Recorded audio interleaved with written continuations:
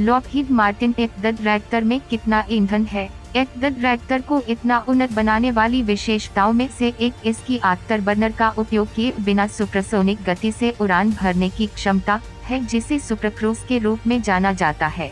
सुपरक्रूज 10 को ईंधन बचाने और गर्मी और शोर को कम करते हुए मैक 1.5 से अधिक की गति तक पहुंचने और बनाए रखने की अनुमति देता है। इससे एफ-10 रिएक्टर को युद्ध में लाभ मिलता है, क्योंकि यह दुश्मन के विमानों को आश्चर्यचकित कर सकता है, उनसे आगे निकल सकता है या उन्हें मात दे सकता है। सुपरक्रूज प्राप्त करने के लिए एफ-10 रिएक्टर को एक शक्तिशाली और कुशल इंजन के साथ साथ बड़ी ईंधन क्षमता की आवश्यकता होती है। F reactor 2 Pratt Whitney F163 turbofan engine द्वारा संचालित है। प्रत्येक आफ्टरबर्नर के साथ 35,000 पाउंड और बिना 23,500 पाउंड का थ्रस्ट पैदा करता है। एफ-10 की कुल आंतरिक ईंधन क्षमता 18,000 पाउंड 8,200 किलोग्राम है, जिसे 3 ईंधन टैंकों में वितरित किया जाता है, एक धर में और 2 पंखों में।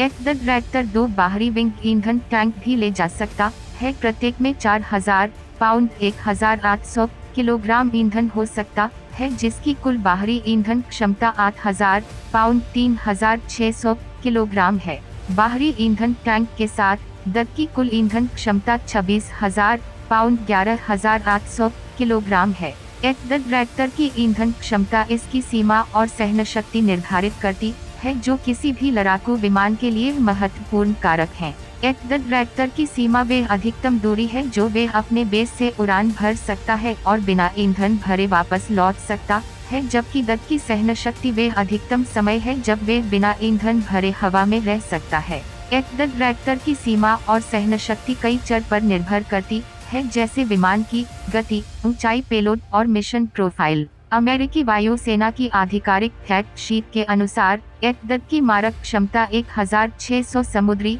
मील 1,840 मील या 2,907 किलोमीटर से अधिक और 2 घंटे से अधिक की सहन शक्ति है।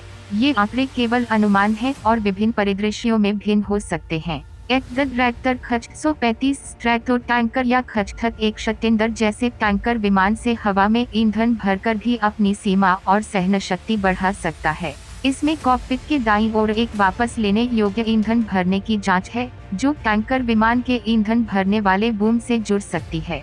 यह टैंकर विमान से प्रति मिनट 6,000 पाउंड 2,700 किलोग्राम तक ईंधन प्राप्त कर सकता है, जो इसके परिचालन दायरे और घूमने के समय को काफी बढ़ा सकता है।